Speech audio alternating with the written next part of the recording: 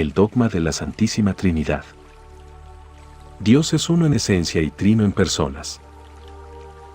El dogma de la Trinidad es la base del cristianismo.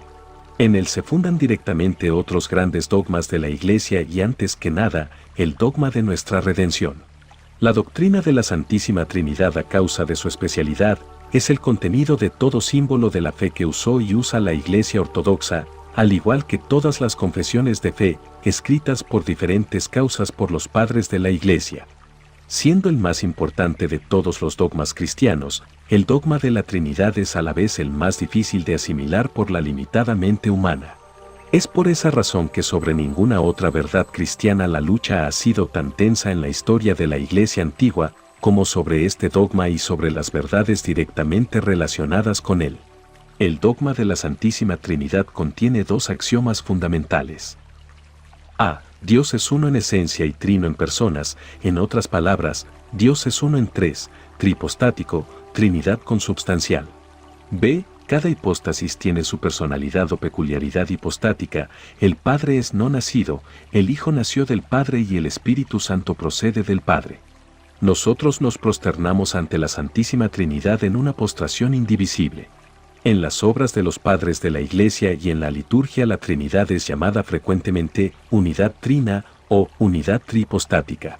Las oraciones dirigidas a una persona de la Santísima Trinidad, en la mayoría de los casos, termina con la glorificación de las tres personas.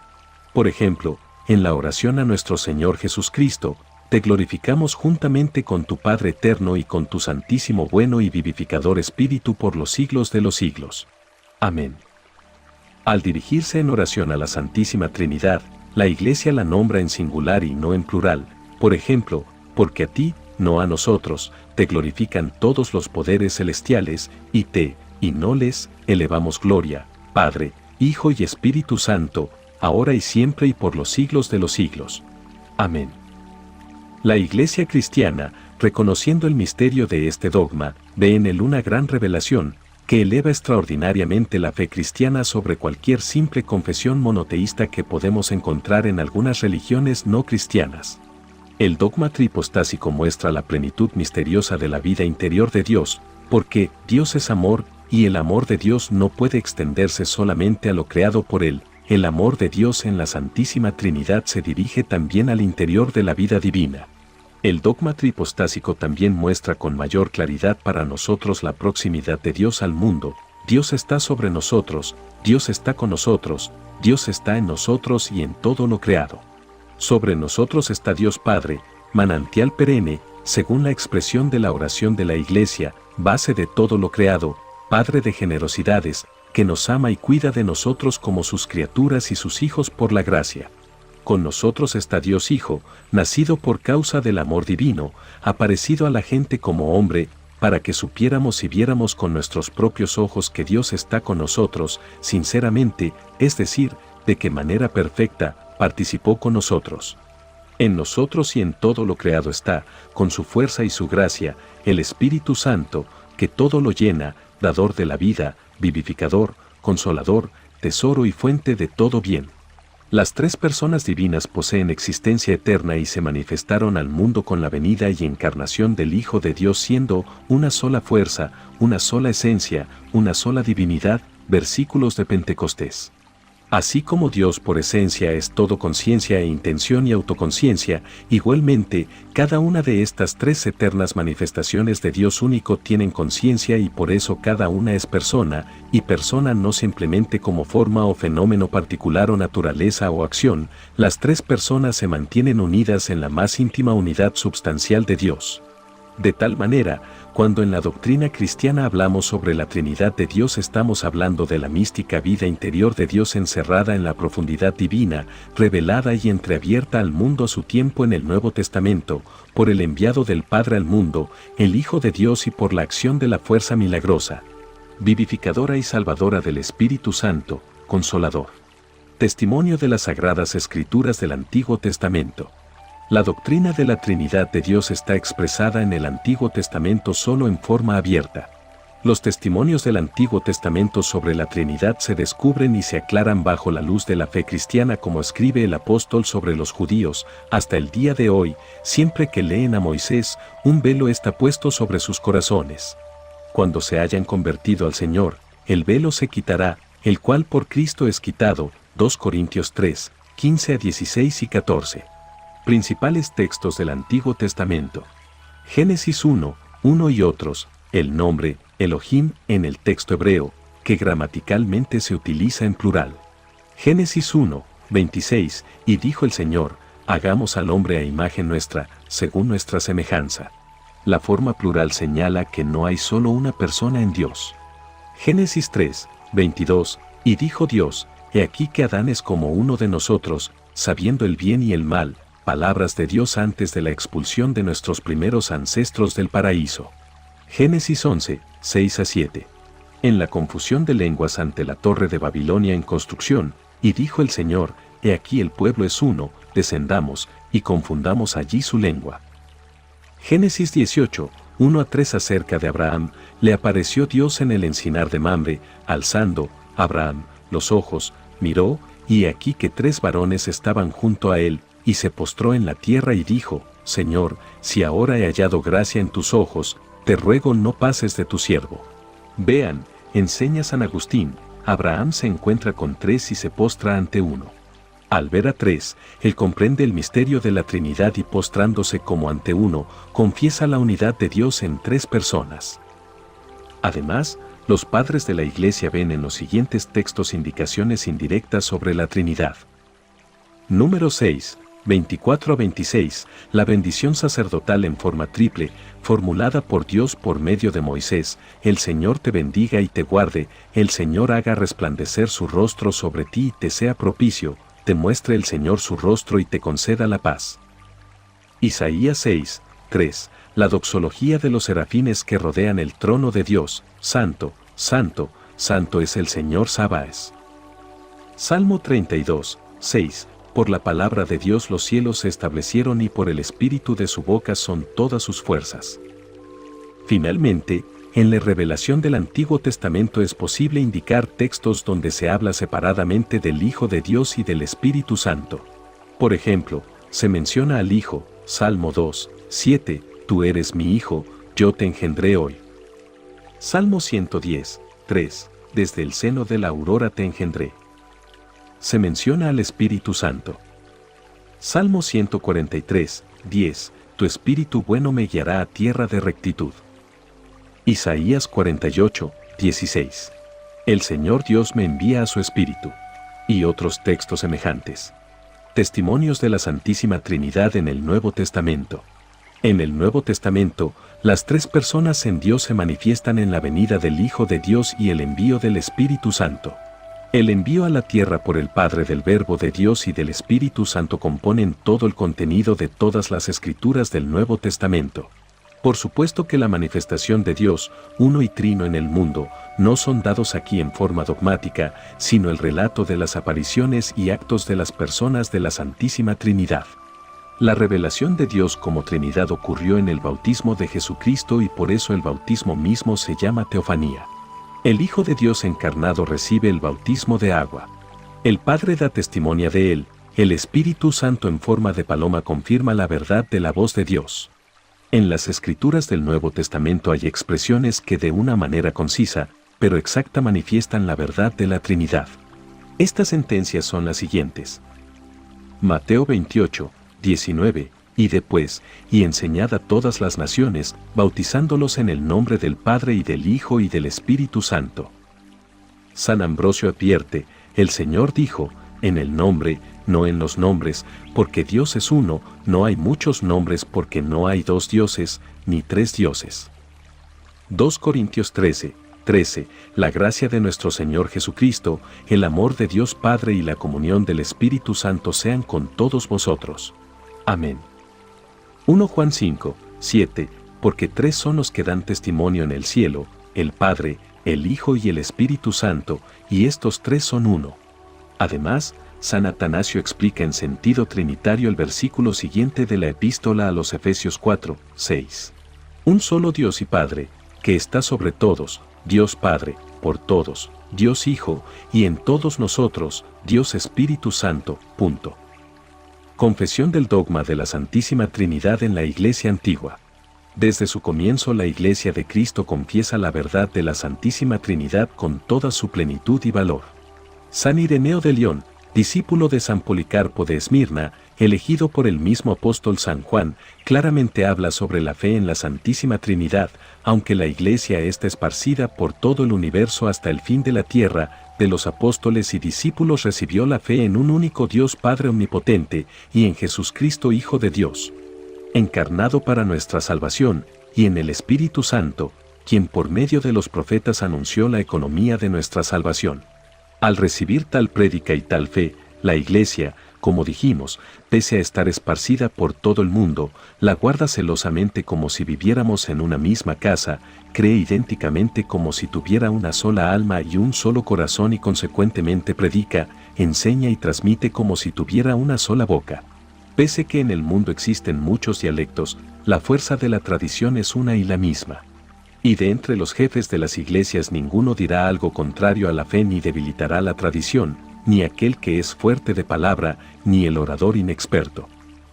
Los santos padres al defender de los herejes la doctrina católica de la Santísima Trinidad no solamente presentaban de ella a las Sagradas Escrituras y expresaban fundamentos filosóficos y racionales para la refutación de las herejías, sino también ellos mismos se basaban sobre el testimonio de los primeros cristianos. Ellos señalaban, 1. El ejemplo de los mártires y confesores, que en prisión no temieron declarar su fe en el Padre, en el Hijo y en Espíritu Santo, ante sus verdugos, se remitían 2. A los escritos de los hombres apostólicos y en general a los escritos antiguos cristianos y 3. A las fórmulas litúrgicas.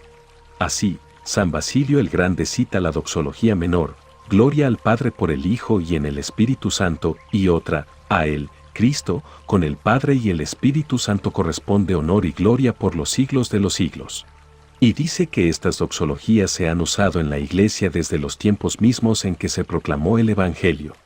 También indica San Basilio la bendición de la lucernaria o canto de las vísperas, llamando los himnos antiguos procedentes de los padres y cita de ellos las palabras, alabamos al Padre, al Hijo y al Espíritu Santo de Dios, para demostrar la fe de los antiguos cristianos en la igualdad del Espíritu Santo con el Padre y el Hijo.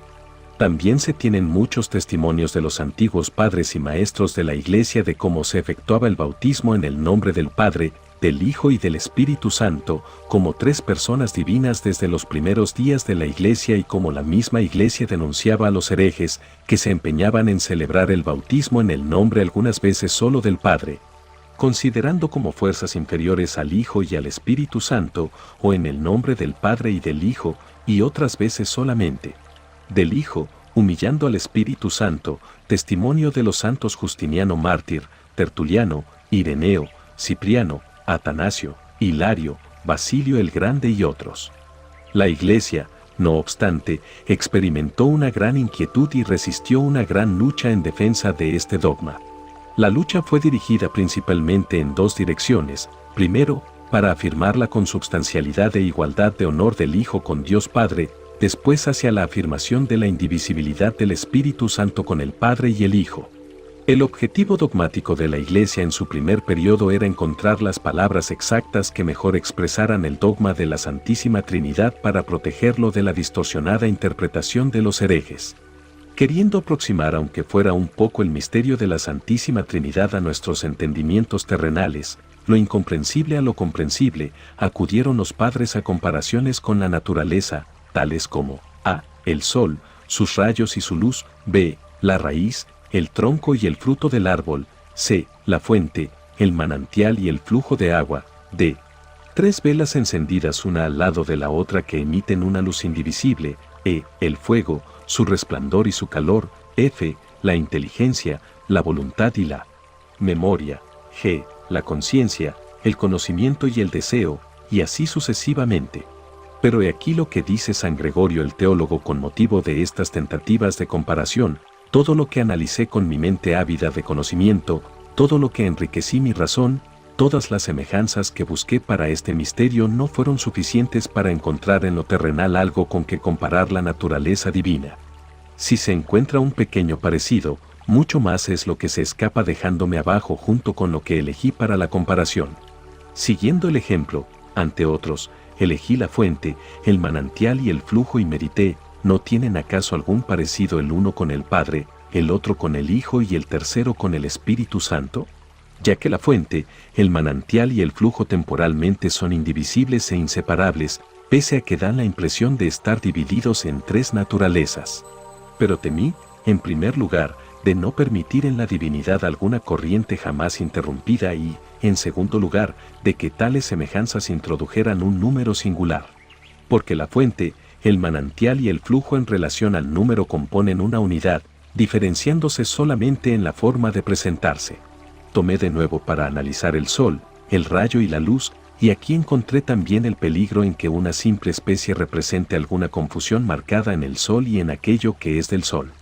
En segundo lugar, temí que al atribuir una esencia del Padre pueda privar a las otras personas de su individual esencia y hacer de ellas fuerzas de Dios que hay en el Padre, pero que no fueran independientes. Porque los rayos y la luz no son sol sino efusiones solares y cualidades esenciales del mismo.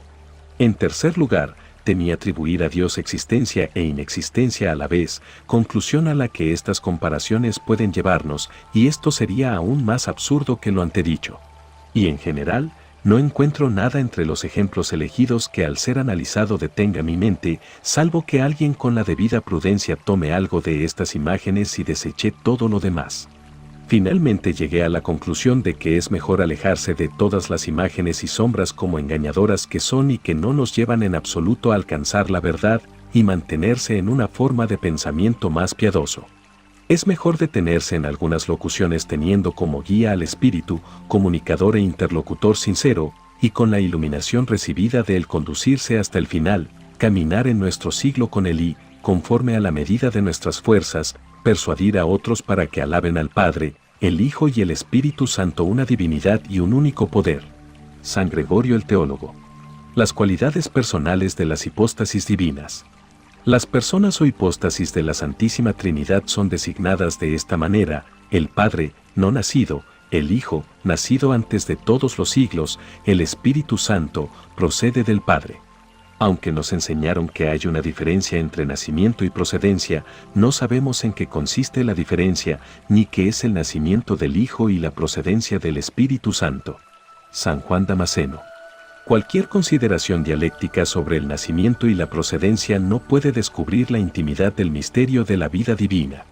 En cambio, una idea arbitraria puede, incluso, llevar a la alteración de la enseñanza cristiana. Las expresiones «nacido del Padre», referida al Hijo, y «procede del Padre», referida al Espíritu Santo, representan la transmisión exacta de las palabras de las Sagradas Escrituras.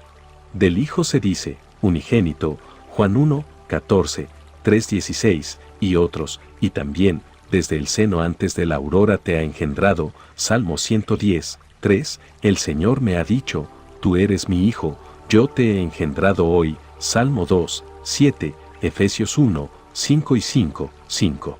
El dogma de la procedencia del Espíritu Santo reposa sobre la expresión directa y precisa del Salvador, cuando venga el Consolador, el Espíritu de la verdad, que procede del Padre y que yo os enviaré del Padre, él dará testimonio de mí, Juan 15, 26. Fundamentándose en los textos citados, para el Hijo se usa el pretérito, nacido, y para el Espíritu Santo el presente, procede. Sin embargo, las diferentes formas gramaticales de tiempo no señalan ninguna relación temporal, tanto el nacimiento como la procedencia son eternas y atemporales.